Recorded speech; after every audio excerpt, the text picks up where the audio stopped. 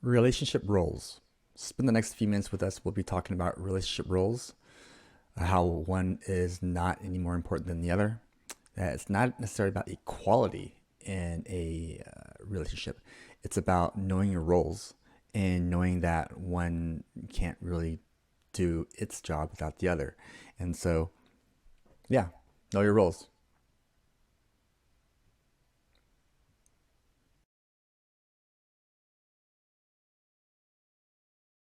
Welcome to the Every Other Weekend Dad podcast, where we identify toxicity in a relationship. We learn, we grow, we contribute because we can do hard things. But so yeah, you have a great point, and I think that you have the same idea as many women here in the states, and that is there's roles, right? There's roles in a relationship, and uh, there's this movement that's gone out, good or bad. It works for some, doesn't work for others, but the role basically was to feminize women and to really strengthen their roles and their individuality, their autonomy. Um, but it's kind of bit them in the ass in a sense, in some ways. Yeah, it's definitely a double-edged sword. And it's really disappointing because like the women that created this movement, they didn't consult all the women out there. They were just a group of women that decided that they wanted to do something, and now they have the voice for all women, and not all women are that voice. And it's really disappointing and it's really frustrating because I feel like I've been done an injustice. Yeah, yeah. Yes, absolutely. Do you see this? How do you see this in your work life? Do you see? Yeah, I mean, you work, right? So you have your own company. You are with a solid man. Yeah.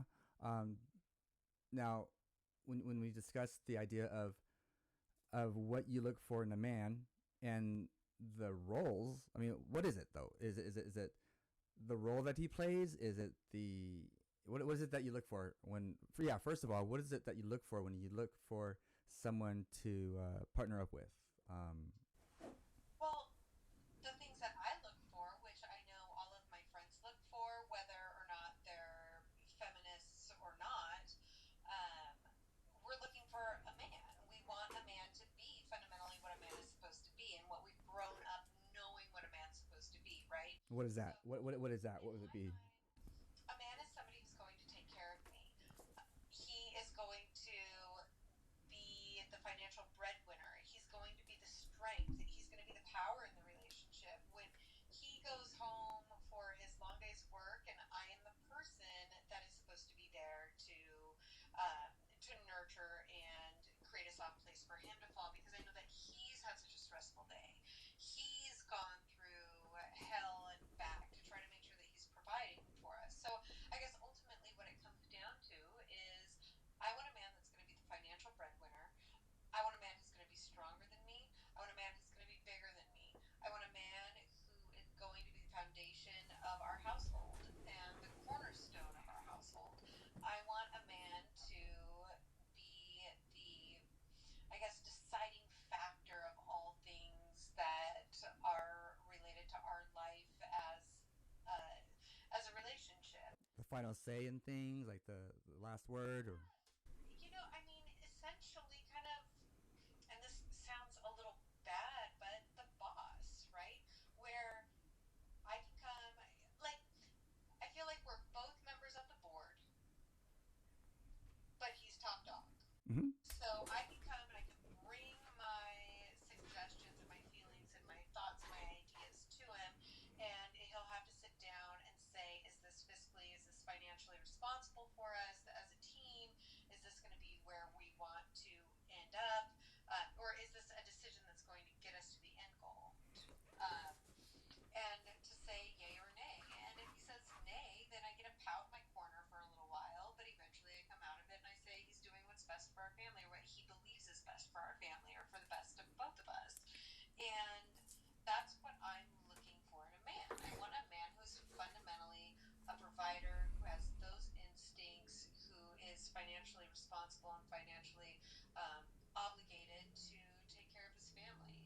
Interesting. Love it. The modern woman would say, I'm not going to submit to anyone. I'm not a submissive type. What do you say about being submissive in that type of relationship, that type of role? Is that your role as a woman, to submit to her man? No, it goes back into what we were discussing before, right? Where men and women have different pros and cons about them. Men have these strengths and women have these weaknesses, where women have these strengths and men have these weaknesses. And if both parties respect each other's strengths and each other's weaknesses, then you end up coming together just inherently and fundamentally. It's the same thing as a friendship. It's just a different type of relationship, because essentially you're sleeping with the person, you live with the person, right?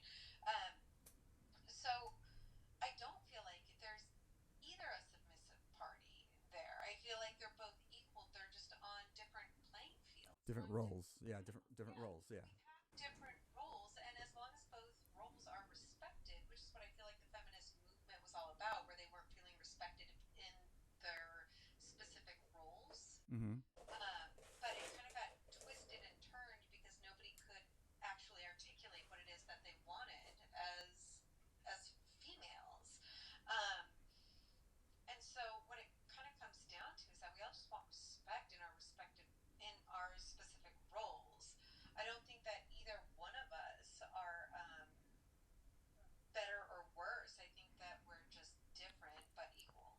And it really, it takes a lot of trust in your partner, and vice versa, in order for this type of thing to really happen. Because without the trust, you've got to be able to trust that what your partner says, and the decisions and the choices that he makes are in the best interest of the relationship. And he's got to be able to trust. I mean, I can see this happening. I can see this working. It just boils down to me. It boils down to trust. You've got to trust that you're going to do your role. And there's got to be trust that I'll do mine. What am I missing here? What are your thoughts? No, I think that that's absolutely true. I totally agree with that. It's hard.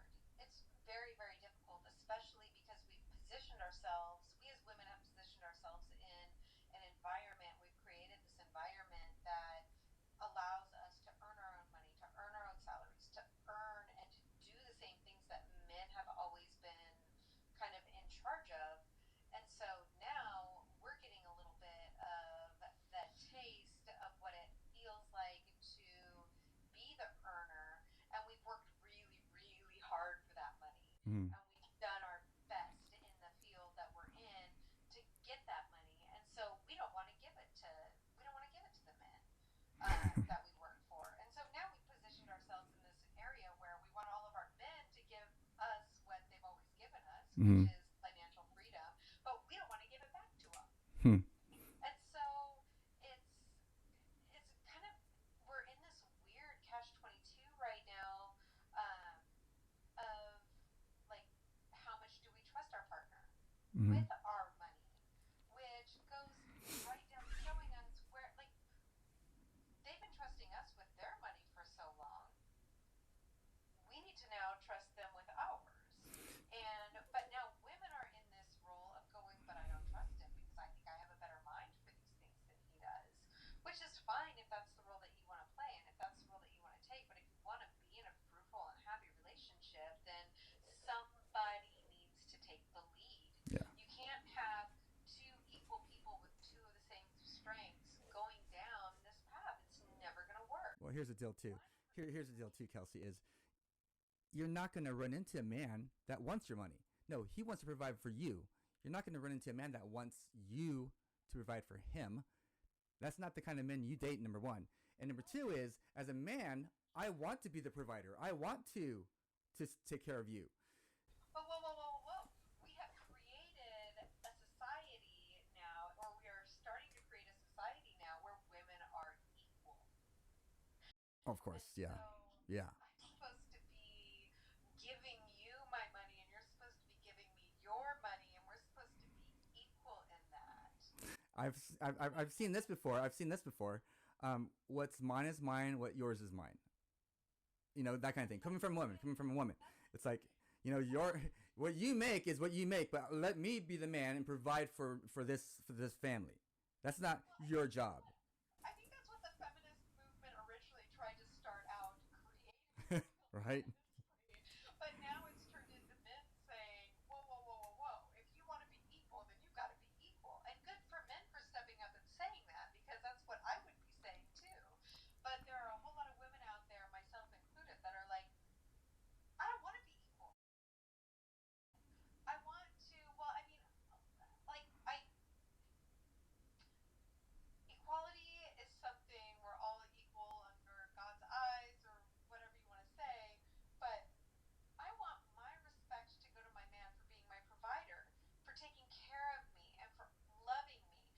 But there's also that fundamental, I want to honor my husband, but I want him to honor me for all of the sacrifices that I make too, because there are sacrifices on the other side. Absolutely, absolutely, there is. Absolutely, there is. And I look at it as a business, right? You've got the president or the CEO. You've got the vice president or the CFO. You've got the secretary. You've got this great business, and you and me, we're a business, and we would be the business.